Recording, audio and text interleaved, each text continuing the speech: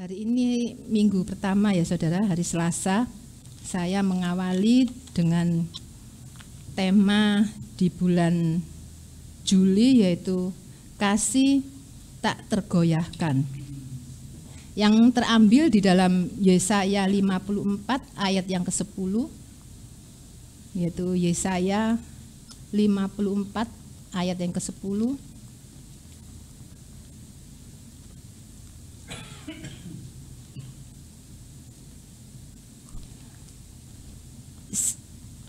Sebab biarpun gunung-gunung beranjak dan bukit-bukit bergoyang, tetapi kasih setiaku tidak akan beranjak daripadamu dan perjanjian damaiku tidak akan bergoyang, firman Tuhan yang mengasihani engkau. Saudara, judul yang saya pakai untuk sharing firman pada malam hari ini yaitu sama ya saudara, hampir sama, yaitu tak tergoyahkan saudara. Mazmur 112 ayat 6 sampai ke-7 yang berbunyi demikian. Sebab ia takkan goyah untuk selama-lamanya. Orang benar itu akan diingat selama-lamanya. Ia tidak takut kepada kabar celaka, hatinya tetap penuh kepercayaan kepada Tuhan. Oh, luar biasa saudara ya, firman Tuhan.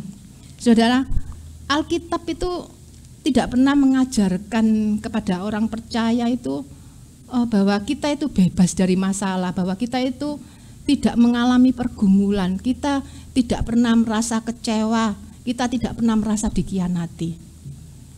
Justru masalah itu tetap ada ya saudara dalam kehidupan kita.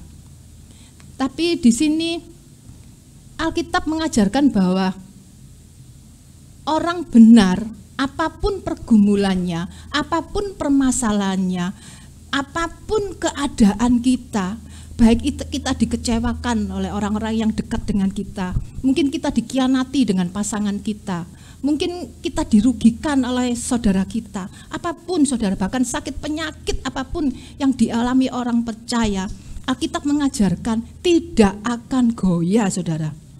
Bahkan kita itu diingat selama-lamanya.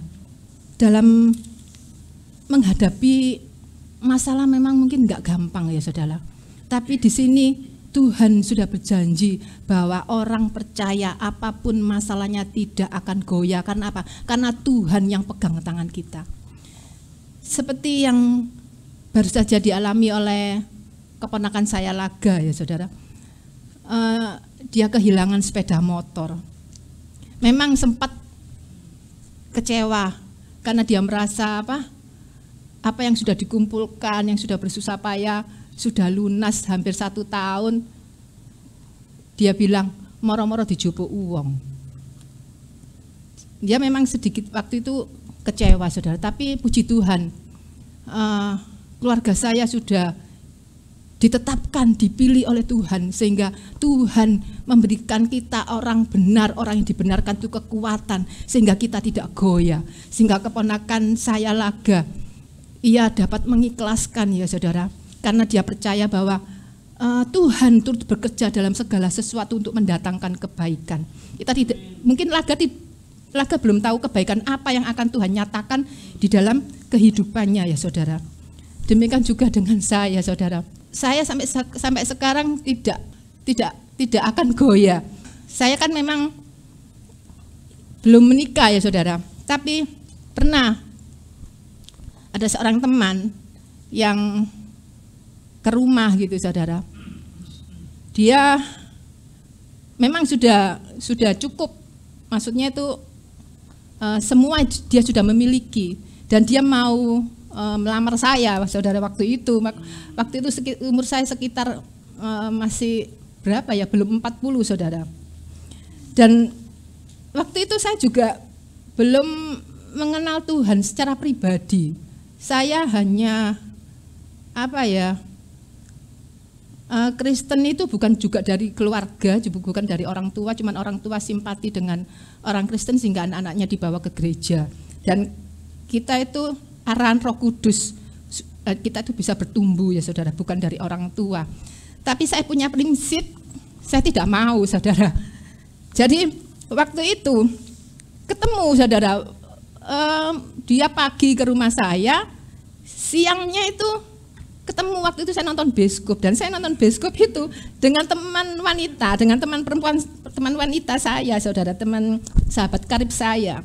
Di situ saya dikata-katain saudara, karena waktu itu saya mengaku saya sudah punya pacar. Ternyata saya kan keluar dengan saya bilang saya mau keluar gitu dengan pacar saya. Ternyata ketemu di gedung bioskop yang sama saya dengan sahabat saya perempuan saudara. Saya di situ dikata-katain saudara, tapi saya nggak akan goyah saudara, walaupun semua dia miliki, walaupun saya belum mengenal Tuhan secara pribadi, tapi Tuhan memberikan kekuatan kepada saya sehingga saya tidak goyah. Puji Tuhan sampai saat ini ya saudara. Nah saudara, selama hidup kita itu tidak menyimpang ke kiri dan ke kanan saudara ya, hidup kita itu lurus ke depan, seperti di dalam firman Tuhan yang merenungkan firman-Nya siang dan malam ya saudara, kita melakukan kehendak-Nya. Janji firman Tuhan itu mengatakan bahwa apa yang kita perbuat ini loh saudara, apa yang kita lakukan itu dibuat Tuhan berhasil loh saudara. Bahkan kita itu ada di dalam keberuntungannya Tuhan saudara. Oleh karena itu saudara, marilah kita itu tetap dalam posisi kita ya, tetap dalam posisi kita sebagai orang benar, sebagai orang yang dibenarkan, yaitu orang yang dibenarkan karena pengorbanan Kristus ya saudara, karena Kristus sudah mati bagi dosa-dosa kita. Kita sudah ditebus, kita sudah ditebus dengan kuasa darahnya saudara. Dan setiap orang, setiap kita yang percaya kepada Tuhan Yesus sebagai Tuhan dan Juru Selamatnya, saat itu juga orang itu dinyatakan orang benar. Orang itu dikatakan sebagai orang yang dibenarkan. Kalau sudah dikatakan menjadi orang yang dibenarkan, maka dia itu akan mendapatkan janji firman Tuhan ya saudara, bahwa Tuhan itu akan pegang tangan kita. Tuhan yang akan menuntun hidup kita. Tuhan yang akan menolong hidup kita saudara. Jadi apapun yang terjadi, kalau Tuhan sudah berjanji bahwa Tuhan yang menyertai kita, hidup kita ada di dalam kendali Tuhan, sebenarnya kita tidak perlu takut. Seperti firman Tuhan tadi katakan, mereka tidak akan takut terhadap kabar buruk. Walaupun masih kabar buruk loh saudara, orang yang percaya kepada Tuhan itu tidak takut. Kabar buruk apa sih saat ini yang sedang terjadi? Banyak kabar buruk mengenai penipuan-penipuan ya saudara, yang melalui m-banking, penipuan melalui WA ya saudara. Kalau kita tidak mempercayakan hidup kita kepada Tuhan, kita sudah termakan oleh ketakutan itu saudara ya. Bahkan dunia sudah mengatakan bahwa tahun 2025 itu kita itu di masa-masa keuangan yang sulit ya saudara. Kalau kita mendapatkan kabar buruk seperti itu, kalau kita sudah ketakutan saudara, bagaimana janji Tuhan itu bisa terjadi atas kehidupan kita? Oleh karena itu percayalah bahwa ketika kita dibenarkan, maka saat itu juga kehidupan kita ada di dalam kendali Tuhan. Seperti janji Tuhan di dalam Yohanes 6 ayat 37 saudara. Yohanes 6 ayat 37, Yohanes 6 ayat yang ke-37 yang berbunyi demikian. Semua yang diberikan Bapa kepadaku akan datang kepadaku, dan barang siapa datang kepadaku, ia tidak akan kubuang. Tuhan sudah mengatakan siapa yang datang kepadaku, siapa yang diberikan Bapa kepadaku, kepada Tuhan Yesus, dan ia datang kepadaku, kepada Tuhan Yesus, tidak akan dibuang saudara-saudara. Berarti ini bahwa Tuhan berjanji apapun keadaan kita, apapun masalah kita, percayalah bahwa hidup kita ini sudah dipegang oleh Tuhan. Sehingga apapun yang terjadi saudara, kita tidak akan goyah. Masalah apapun itu saudara, bahkan mungkin sakit penyakit ya saudara. Kalau saya mungkin sebagian sudah ada yang mengerti tentang sakit penyakit saya saudara.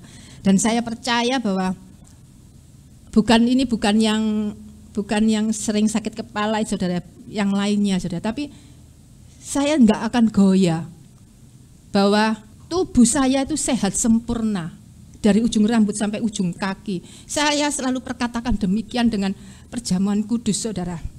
Dan saya pegang janji Tuhan bahwa bilur-bilur Tuhan Yesus itulah yang menyembuhkan sakit penyakit saya. Oleh karena itu saudara, janganlah kita takut karena Tuhan yang memberikan kita kekuatan sehingga kita tidak goyah ya saudara. Di dalam Mazmur 37 ayat 23 sampai ke 24 ya saudara. Tuhan menetapkan langkah-langkah orang yang hidupnya berkenan kepadanya. Apabila ia jatuh, tidaklah sampai tergeletak sebab Tuhan menopang tangannya. Saudara, walaupun firman Tuhan ini mengatakan menetapkan langkah-langkah orang, bukan menetapkan langkah-langkah orang itu kita itu jalannya lurus saja, nggak ada kerikil-kerikil, nggak ada masalah, nggak ada pergumulan. Jadi kita itu enak, hidup kita itu wis nggak mikir apa-apa. Maksudnya itu kita nggak mengalami pergumulan, permasalahan. Bukan itu maksudnya ya saudara. Tuhan menetapkan langkah-langkah kita itu, Tuhan itu bisa juga membawa kita itu dalam masalah itu untuk apa saudara? Untuk mendewasakan kita di dalam iman kita, untuk mengenal pribadi Tuhan, untuk kita itu tahu bahwa pertolongan itu datangnya dari Tuhan. Karena saya mengalami ya saudara, waktu saya kerja saudara, saya bisa memiliki semuanya saudara. Maksud saya itu apa yang saya mau, apa yang saya inginkan itu saya bisa membeli saudara. Saya bisa pergi kemana saja, kalau teman-teman mau rombongan kemana saya selalu ikut ya saudara. Karena saya memiliki uang, karena saya memiliki penghasilan bulanan ya saudara. Dan saya tahu minimal berapa yang saya terima setiap bulan itu sangat mencukupi dalam kehidupan saya, bahkan lebih ya saudara. Jadi tapi ya gitu saudara, saya harus bangun, maksud saya itu saya keluar dari pintu pagar rumah itu harus tepat jam 6. Kalau saya terlambat 3 menit, 5 menit saya sampai di tempat antar jemput itu bisa telat itu sampai 10 menit saudara. Walaupun saya itu terlambat 3 menit, nggak tahu mesti lebih dari 3 menit sampai di sana. Saya harus berangkat pagi-pagi. Terus pulangnya itu saudara, karena saya di luar kota dan antar jemputnya itu di Tugu Pahlawan, karena staf dari Surabaya itu kebanyakan di daerah Tugu Pahlawan saudara. Jadi kumpulnya di Tugu Pahlawan, karena saya yang mencar sendiri, saya harus naik bemo ke Tugu Pahlawan saudara. Di sana pulangnya saudara paling sore itu 7:30 saudara, 8:30, antara 8:30 sampai 8:30.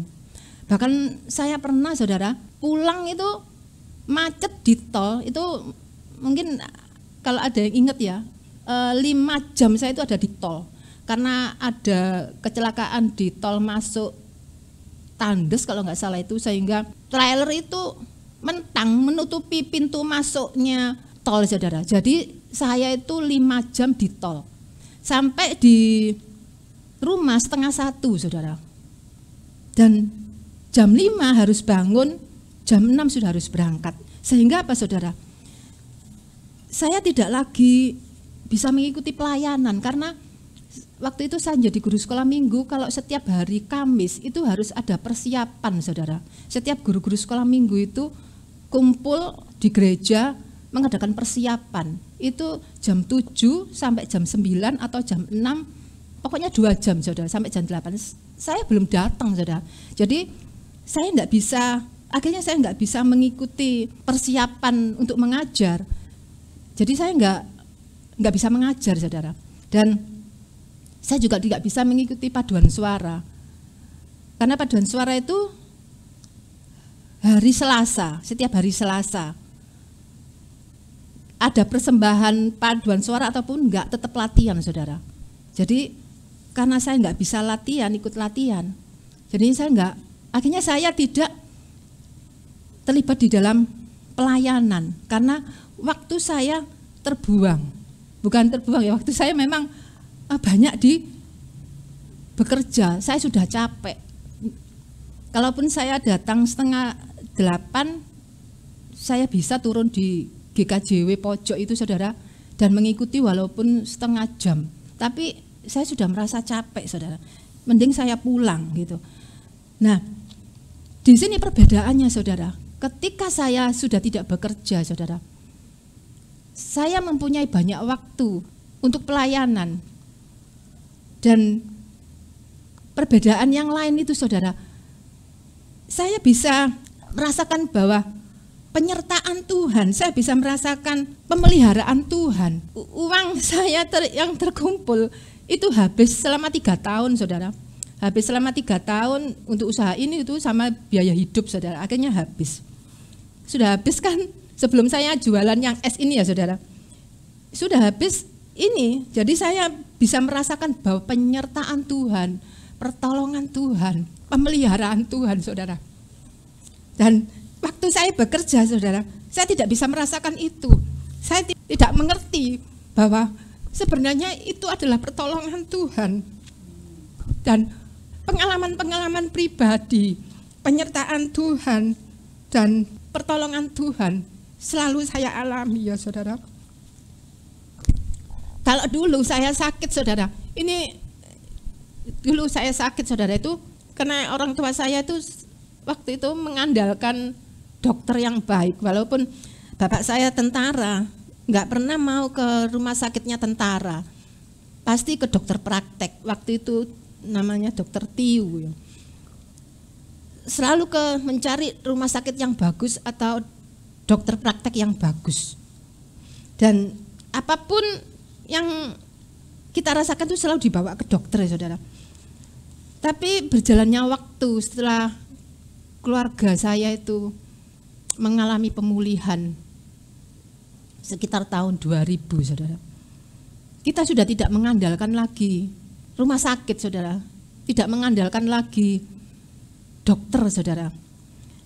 Kami mengandalkan Tuhan Yesus. Jadi setiap sakit, kalau dulu itu sampai sekarang saya juga selalu mengambil lebih, ya, saudara, perjamuan kudus. Saya selalu kalau sakit, kalau mempunyai beban berat, saya selalu tidak lupa untuk perjamuan kudus. Bahkan dulu itu saya hampir setiap hari perjamuan kudus, saudara. Apalagi setelah saya mengenal Tuhan secara pribadi, itu, saudara, saya semakin mengandalkan Tuhan. Oleh karena itu Tuhan tidak pernah membiarkan saya goyah. Tuhan sendirilah yang memegang tangan saya, saudara, sehingga saya itu dapat berjalan di dalam jalan Tuhan. Tuhanlah yang menuntun saya, yang membuat saya tidak goyah, saudara, untuk menyimpang ke kiri dan ke kanan, walaupun tawaran-tawaran yang indah, tawaran-tawaran yang tidak pernah saya miliki pun saya tidak goyah, saudara. Bahkan terbersit pun saya nggak punya pikiran seperti itu, saudara. Sungguh saya bersyukur, ya, saudara. Tuhan sudah memilih dan menetapkan kita orang-orang percaya. Kalau kita sudah dipilih, kita tentu pasti ditetapkan, saudara. Asal kita tidak menyimpang ke kiri dan ke kanan, dan kita tidak bisa goyah, loh, saudara. Apapun masalahnya, saudara, apapun pergumulan kita, apapun bahkan sakit penyakit kita ya saudara. Oleh karena itu saudara, kalaupun sampai saat ini jika kita mengalami banyak hal, mengalami pergumulan, mengalami permasalahan, mungkin kita dikecewakan oleh pasangan kita dikecewakan oleh anak kita dikecewakan oleh saudara kita, oleh teman baik kita, mungkin pekerjaan kita dirampas oleh sahabat kita, mungkin pekerjaanku kok ngene-ngene tok, nggak ada perubahan, kok hidupku gini-gini aja. Saya juga sempat saudara memikirkan, kok aku gini-gini aja ya, kayaknya nggak ada perubahan. Yang saya maksud itu perubahan yang signifikan gitu loh, paling nggak seperti hidup saya yang dulu. Maksud saya seperti saya saat berpenghasilan tetap gitu saudara ya. Kadang saya berpikir, aduh, aku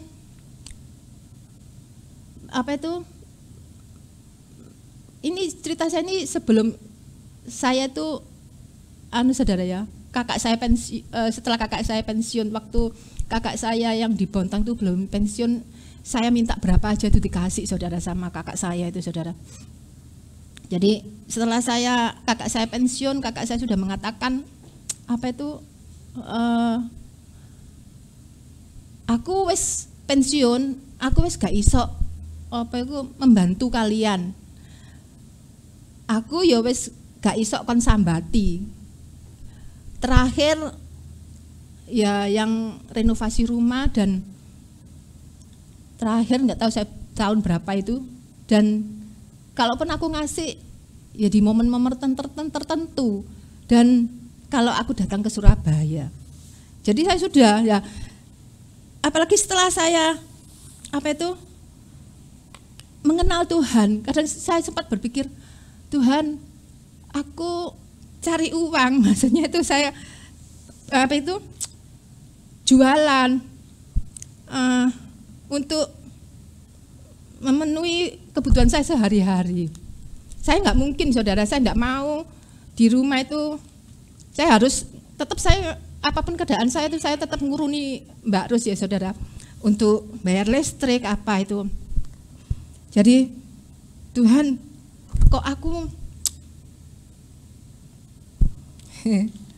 ini saya nangis, bukan saya menangisi diri saya sendiri, saya enggak tahu saudara, saya tuh nangisan. Makanya kan memenuhi kebutuhan saya, mari ngono golek maneh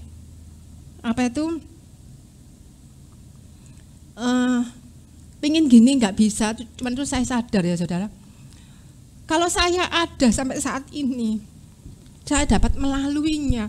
Bahkan saya itu yang saya butuhkan saudara, dan keuangannya masuk itu nggak cukup saudara, tapi nggak tahu. Kadang saya sampai tak hitung-hitung loh, aku mau iku oleh piro yo, ambek duitku wingi ngumpul tuh berapa ya, sampai saya iki ya apa yo. Lah itulah saudara yang mengingatkan saya bahwa Tuhan itu tidak pernah meninggalkan kita. Oleh karena itu saya sudah tidak pernah memikirkan lagi kebutuhan saya ini cukup atau enggak saudara. Karena pada kenyataannya saya tercukupi gitu saudara. Saya juga masih bisa nguruni Mbak Rus listrik, air gitu saudara. Oleh karena itu saudara, apapun masalah kita, juga sakit penyakit saya saudara, kalau mungkin nggak tahu ya, saya mungkin terlalu sering ikuti di YouTube, di TikTok, dokter-dokter itu saudara ya. Saya itu sebenarnya selalu hidup sehat saudara. Sebelum saya sakit pun saya itu selalu hidup sehat. Maksud saya itu, saya tidak seberapa suka manis. Saya enggak, karena ajaran ibu saya juga saudara, masakan-masakan berlemak itu ibu saya enggak pernah saudara. Jadi anak-anaknya semua begitu. Saya merasa hidup sehat. Jadi kalau sekarang saya mengeluh itu, saya menjadi Tuhan ampuni saya.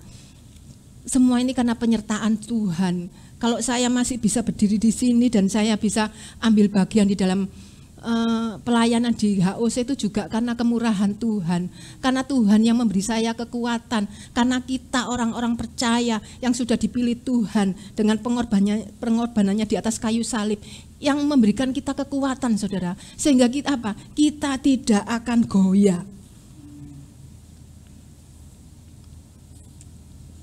Firman Tuhanlah ya saudara yang membuat kita itu kuat. Firman Tuhanlah saudara yang membuat kita itu